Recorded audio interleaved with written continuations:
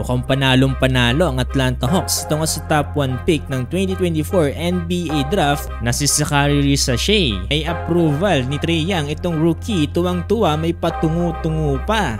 No-sterilize pa. Dito nga si Enrique Freeman ng Indiana Pacers. Dito nga para sa kanyang debut game.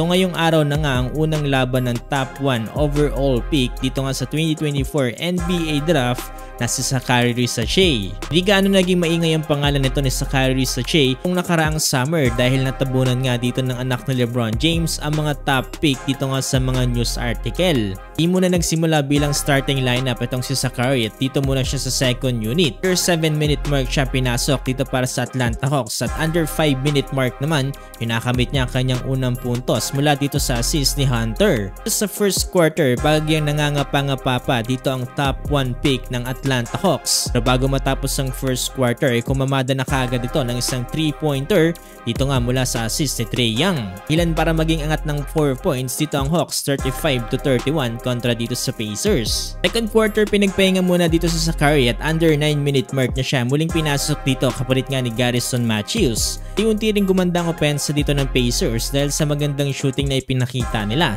At eto, under 7-minute mark, nagpakita kaagad ng slam dunk dito si Zaccharie. 7 points na para sa rookie. Dikit lang ang laban, 58-63, labang na ang Pacers. Third quarter, under 8-minute mark na yung muling pinasok dito sa Zaccharie para dito sa Atlanta Hawks. At eto, unti-unti na nga siya kumakamada ng kanyang puntos. Pamalas kaagad ng kanyang floater at napakagandang assist between the legs pass dito para kay Clint Capela.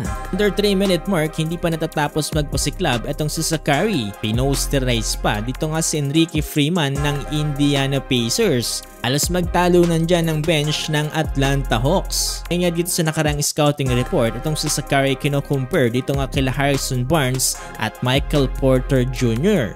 Bago nga matapos ng third quarter, muling kumuna dito ng kanyang ikalawang tres itong si Zaccharie. Ilan para mabawi dito ng Hawks ang kalamangan 99-98. Pangtuwa pa dito sa bench, Trae Young may approval patungo-tungo pa.